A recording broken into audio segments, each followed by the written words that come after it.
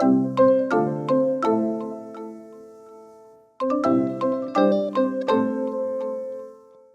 I want to introduce you to the Livia wrap.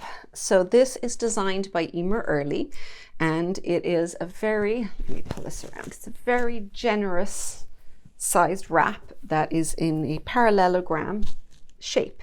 So what that means is you start with the tip here, increasing along the edge till you reach the full width. Then you come along to the other side, and when you reach this side, you start decreasing down the other side. So I'm going to hold it up so perhaps you can see it a bit more clearly here. So full width wise, this is how it starts out. You've got the tip up to here, then you've got the full width, and then when you come to the other side, it decreases down there.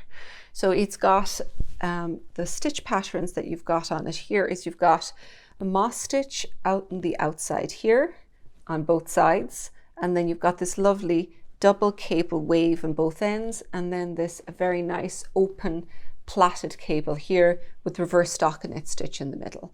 So what you will end up starting with is you start with one tip, increasing out as you come up here, and then when you come to the full width, you just work your way all the way around. And the full width as well, you can opt to add extra length to that. So if you want to make it longer and you have extra yarn that you're not worried about running out, then you can just add extra repeats. Once you end up on the part of the pattern that you know you need to be at when you start your next decreases, there's no problem adding extra. So just once you are in the right row and you know you've got enough yarn to continue on, there's no problem. So then once you've worked to this point, it's down on you go the opposite way around, that basically you start decreasing first one side and then over on the other side. Most of the I-cord you have is integrated down both sides here, except for the very last bit, which is applied I-cord on that decrease row and also the applied I-cord along the increase row. So they're the only two parts that you're going to finish after the fact. So if you've got any questions on it as you're proceeding, jump in and let me know. I think it is a really, really comfortable and nice, easy wrap to wear.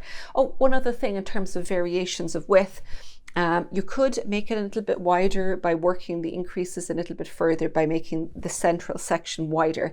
You will throw off some of the cables a little bit, the setup of them, so just bear that in mind if you opt to make it a little wider.